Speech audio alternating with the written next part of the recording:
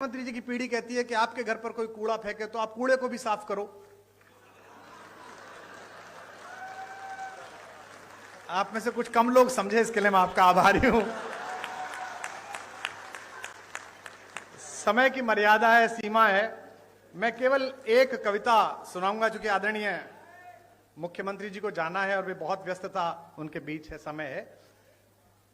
अटल जी जैसे लोग किसी देश में शताब्दी में एक होते हैं। जैसा राजनाथ जी ने कहा, आदरणीय रक्षा मंत्री जी ने, कि पद बड़ा हो जाना महत्वपूर्ण नहीं है, कद बड़ा हो जाना महत्वपूर्ण है। और मैंने स्वयं देखा, हम लोग बीए की पहली साल में पढ़ते थे, हमारे यहाँ के एक यशस्वी पत्रकार थे शिव कुमार गोयल जी, आदरणीय राजनाथ जी उनसे परिचित थे। अटल जी उनके साथ वंदे मातरम में संपादक थे, वे सह संपादक रहे थे।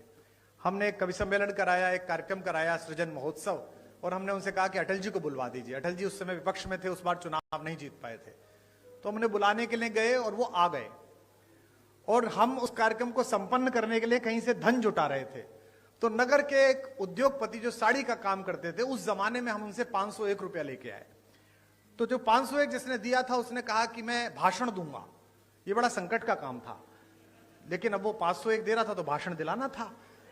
तो वो अटल जी का प्रशंसक था। वो खड़ा हुआ और उसने कहा, मैंने कहा तुम ज्यादा मत बोलना अंकल जी, थोड़ी देर बोलना। बोले बस मैं 2 लाइन पढ़ूंगा।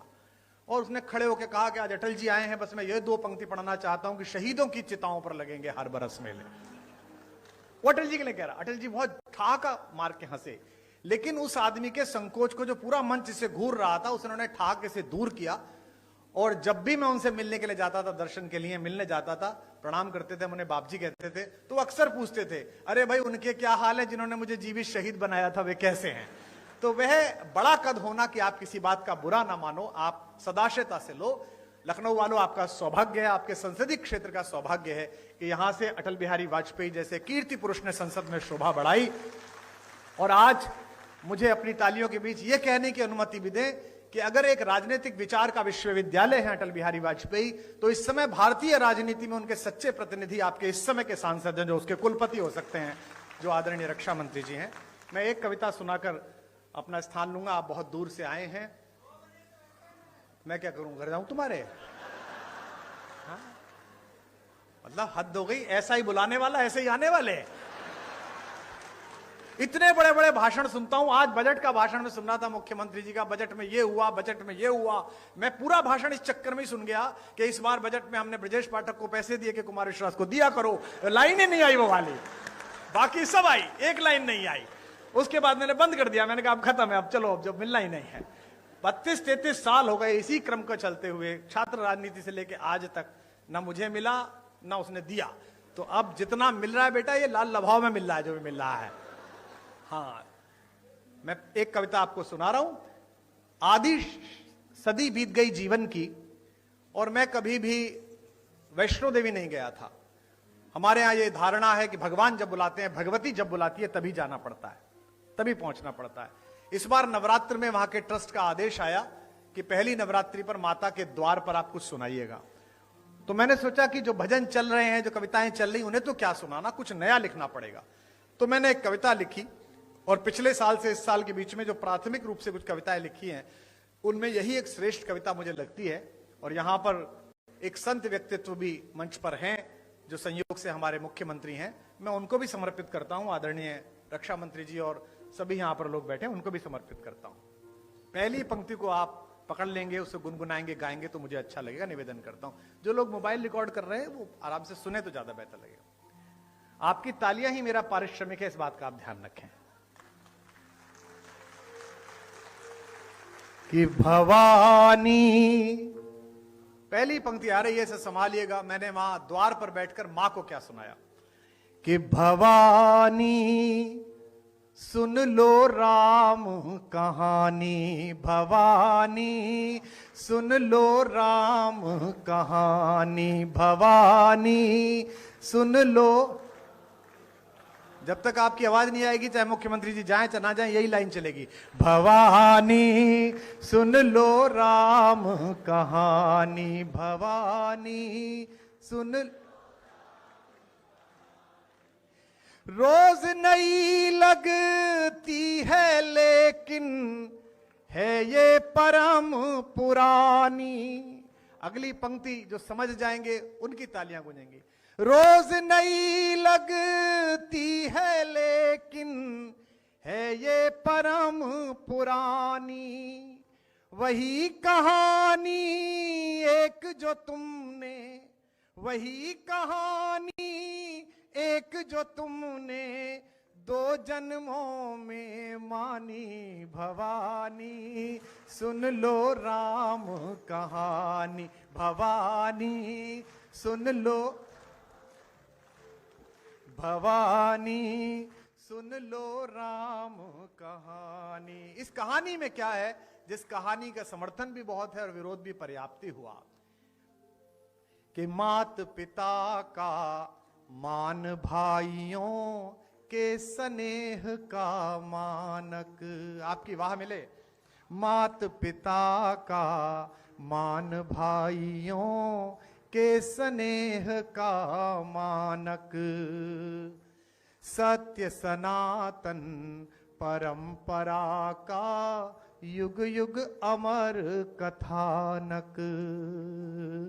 सत्य सनातन परंपरा का युग युग अमर कथानक। इसको गाकर धन्य हुई ऋषि वाल्मीकि की वाणी। अगली पंक्ति पर पूरा हॉल गूंजेगा। इसको गाकर धन्य हुई ऋषि वाल्मीकि की वाणी।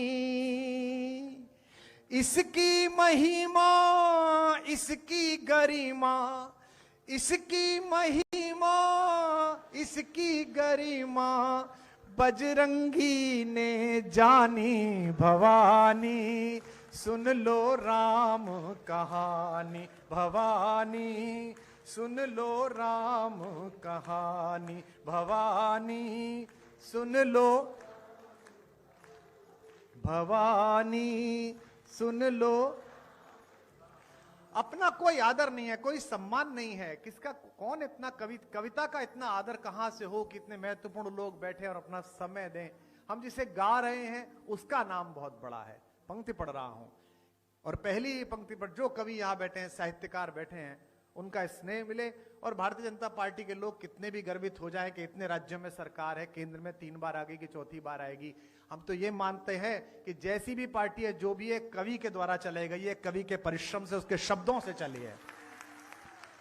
कि तुलसी तुलसी से, तुलसी तुलसी से पावन हो गए कथा यह गाकर। तुलसी तुलसी से पावन हो गए कथा यह गाकर। भाग्य बली हैं फिर भी खुद को कहें राम का चाकर। भाग्य बली हैं फिर भी खुद को कहें राम का चाकर। एक पंक्ति खास तौर पर सुन लीजिएगा। भाग्य बली हैं फिर भी खुद को कहें राम का चाकर। जब तक सब नहीं बजाओगे यही चल रही है। भाग्य बली हैं फिर भी खुद को कहे राम का चाकर। यह कोरी कल्पना नहीं है आगम निगम बखानी। यह कोरी कल्पना नहीं है आगम निगम बख। लखनऊ में हाई कोर्ट की एक ब्रांच है। यह देश अद्भुत है। यहां राम हुए हैं या नहीं हुए हैं, इस बात का मुकदमा सुप्रीम कोर्ट में 30 साल चला। न्याय के देवता को न्याय के मंदिर में ही पुष्ट कराना पड़ा कि वे वहीं पैदा हुए जहां उनका मंदिर बना है। अद्भुत देश है। और विडंबना देखिए कि जब आखिरी चरण में मुकदमा था, उन्हीं दिनों रामनवमी की छुट्टी पड़ गई, तो सुप्रीम कोर्ट बंद हो गया। तो हमने मिलॉर्ड से फोन करके पूछा कि अगर नहीं हुए तो छुट्टी क्यों हुई थी, और छुट्टी हुई है तो हुए ही होंगे। तो मैं गोमती के तट पर पंक्ति पढ़ रहा हूं। राम हुए हैं नहीं हुए इसकी गवाही देने के लिए मैं एक पंक्ति लेकर आया हूं। यह कोरी कल्पना नहीं है, आगम निगम बखानी। अगली पंक्ति का गवाह अच्छा लगे तो उसकी लहरों के समान तालियां उठती देखूं। यह कोरी कल्पना नहीं है, आगम निगम बखानी। युग युग से इसका साक्षी है, युग युग से इसका साक्षी है, मां सरयू का पानी भवानी।